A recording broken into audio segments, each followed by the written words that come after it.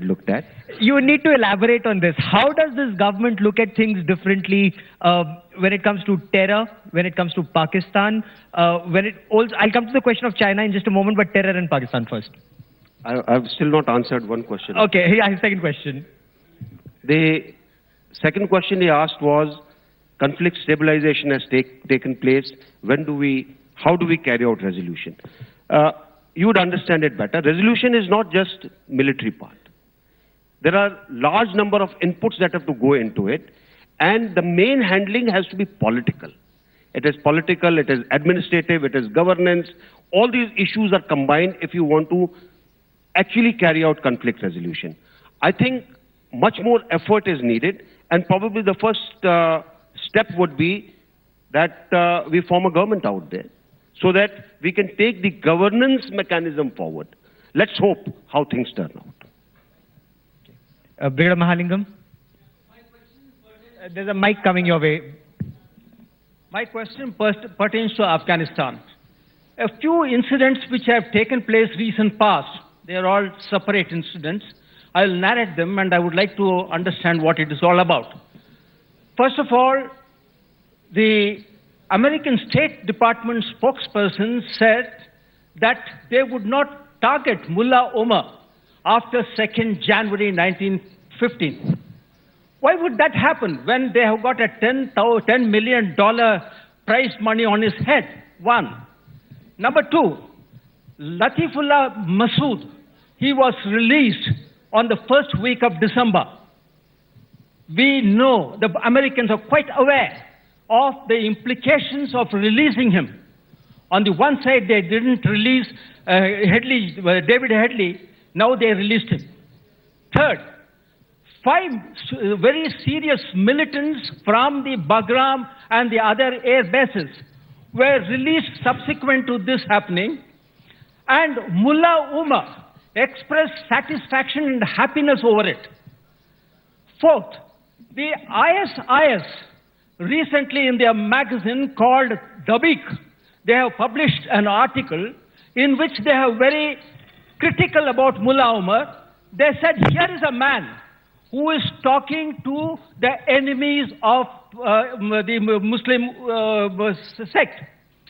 Now, my understanding, and one more thing which I want to say, the Home Minister of Pakistan, Chaudhry Nizar, initially said that we will have no difference between the good Taliban and bad Taliban.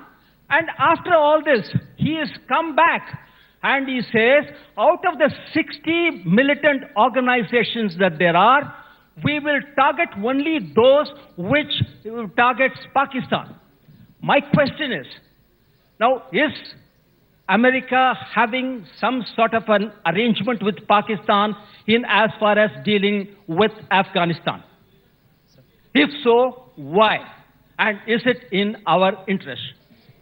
Sir, I wish I was in the US administration to answer your question.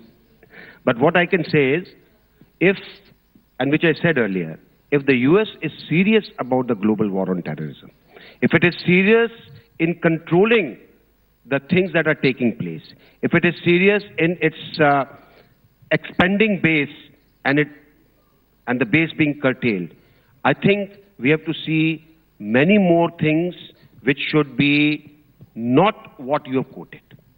We should be seeing many more curbs. We should be seeing many more things happening which will limit the various organizations that exist, along with suitable advisories to Pakistan to do what is needed in compliance of the strategy for global war on terrorism. Sir, you mentioned Siachen Glacier. Dr. Sanjay Baru was here just a short while back, and we were having a small discussion. In the previous government, there was some discussion that Siachen was doable. That if, in case Pakistan was willing to authenticate the AGPL, the actual ground position line, we were thinking of pulling our troops back. And then Army Chief apparently was on board, or one of the Army Chiefs had said that it was doable. What is your appreciation as a former Chief of Army Staff and as a minister in this government? See, I think Siachen gets debated for all the wrong reasons.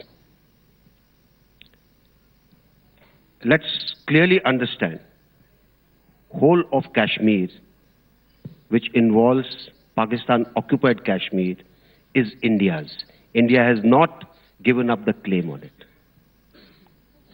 The line of control was only delineated up to NJ 9842. Area beyond that belongs to us. Where is the question? Now, I don't know what is doable.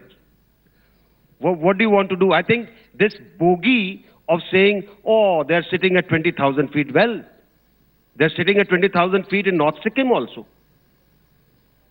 So what are we talking of? I think this bogey needs to be done away with. This, we are comfortable. Our troops are well supplied. They're in high morale. There are same number of environmental casualties as they occur in any other super high altitude area. Why should you be coming back? Because can you trust Pakistan of not doing something which will make your attempts then foolhardy? So, unfortunately, between us and Pakistan, that trust deficit has not been breached. So Siachen is not a low-hanging fruit as some allege. I think they should actually go and pluck some mangoes from Amroha or something like that. Okay. Okay, several hands up. General Datta and then you, sir.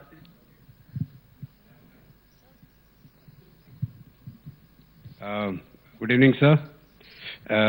Pakistan over the years has gone back on all bilateral treaties between India and Pakistan, and every time it goes back to the UN resolution. And we, as a response, start afresh.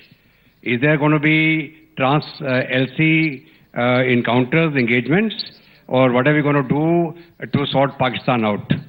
What is India's long-term policy in relation to Pakistan? Have we a policy decided that we will sort out Pakistan in 10 years by doing A, B, C, D, E, F? Or we are just responding every time to a situation which gets created for any government which is in power, and then you start responding to that? That is one, sir. And secondly, do we need any support from Americans or anybody else to sort out terror being perpetrated in India by Pakistanis?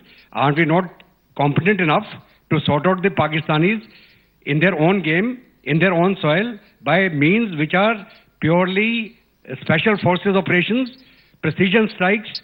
Don't we have the guts to do that? May I request you to answer this, sir? I think this was expected from a special forces officer. Datta, what I will say is twofold. And I'll touch upon the first things you said. See, a lot of people who talk of UN resolutions, and some of the Pakistanis do, I would actually like them to read it again. The resolution was very clear. They are supposed to vacate militarily the areas occupied and allow Indian administration to work in it for 10 years from that time. Then only what they are, shouting from the top of voices of plebiscite will take place. I don't think Pakistan is anywhere near complying with even an iota of this part. So if they are saying we want UN resolution, either they do not understand it or they do not see it. We, after 1972, have always said that issues between India and Pakistan have to be resolved bilaterally. And that is what is our mantra. We do not want any interference by anybody. And therefore, we always tell them about Shimla Agreement, which talks of bilateralism. We also talk of Lahore Agreement, which also insists on bilateralism. And therefore, we say, you want to resolve something, come and talk to us. We will see how it can be done. Where the other things that you talked of, see, there are myriad ways to sort out issues. And I think as the time goes by, depending on the complexity of the problem, depending on how the responses are from the other side, I'm quite sure any government in India would adopt certain means to do what it wants to. Sir, go on, your question. My question is not to General VK Singh. It is to the minister in the BJP government. The terror has two dimensions, external and internal. We have discussed enough about external dimension, but I believe for every 26/11, there have been more casualties and more riots inside India. So internal dimension of the terrorism is also equally important. And internal terror basically in India emanates from the conflict or difference between the two communities. Politically or because of the vote politics, earlier the Congress has been pampering and encouraging Muslim or minority fundamentalist or fanatics in that community. The current BJP government is polarizing Hindu community. The minister might say that, no, we are, like all BJP leaders are saying, that we don't do it. But the fact is, if they don't do it, the result is that we do not see many people, many leaders, maybe in the form of tickets or leaders Your question, from the sir? minority community. I'm coming to the Your question. question. I'm coming to the same question. This is the question. Why? Why it is so? If you say that you are not polarizing, then why Muslim community is not joining BJP? कुछ तो मजबूरियां रही होंगी, ऐसे कोई बेवफा नहीं होता. What is the reason? Why these people are not joining you? 2 or 3 leaders which are there, they're all married to famous politicians. Pakistan itself has abandoned its lawyers' approach by, setting up these military courts, sir. So will you take up these two issues very strongly with President Obama, sir? Arasan, I actually don't know what all issues are going to be discussed between. The agenda is not with me. I'm sure the agenda has been made. It is being debated in the respective circles of the government, and probably it will get put up suitably for them to discuss. I'm quite sure India's legitimate concerns will be voiced, and I'm also equally sure that we will have a much more sympathetic ear to listen to those and then subsequently act on it. Sir, there was a question I wanted to ask you on China. The LAC is not marked. They come up to their claim line. We go up to our claim line. We've been listening to this, for a long time. Has there been a change in the way the forces deal with the forces there and the government deals with the government there since the Narendra Modi government came? See, let me start by saying that these translations occur because everything is based on a 1959 map.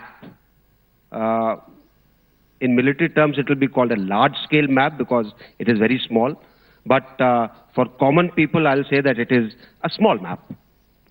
Interpreting that line is difficult. And therefore, there are perceptual problems. We feel it should go up to a particular place as per geographic norms and the international norms. Chinese side feels the other way around. There are recognized areas which are identified between them and us as disputed, sensitive, etc., etc. The approach, I think, there is a more nuanced approach now. There are, as per the agreement that we have, between the border agreement that we have between us and China, there is a methodology that has been laid down to deal with border incidents, which is being done. At the same time, I think our concerns have adequately been conveyed to the highest leadership that it is in the interest of both China and India to ensure peace and tranquility on this line of actual control. And I think that will have its own effect. In the meantime, the talks will carry on. How we deal with it is a different issue altogether. Then there would be a give and take. But there is no situation of, there is no fear of the situation going out of hand with China, with a stronger leadership there, or a stronger leadership, as many say here. There are some commentators who say that this very delicate balance could be upset. I don't think so. When we deal with statecraft, I think everybody views the type of advantages and disadvantages you have. A confrontation seldom has too many advantages. Okay. Sir, many thanks for being a part of this discussion. General VK Singh, I would like to take this opportunity to thank you. We also have Mr. Prakash Javadekar, who's come in now. Thank you very much. Indeed, very kind of you to be here. Thank you, Gaurav. Thank you very much. And thank you very much for listening. Thank you. Thank you, Gaurav, and thank you, General VK Singh.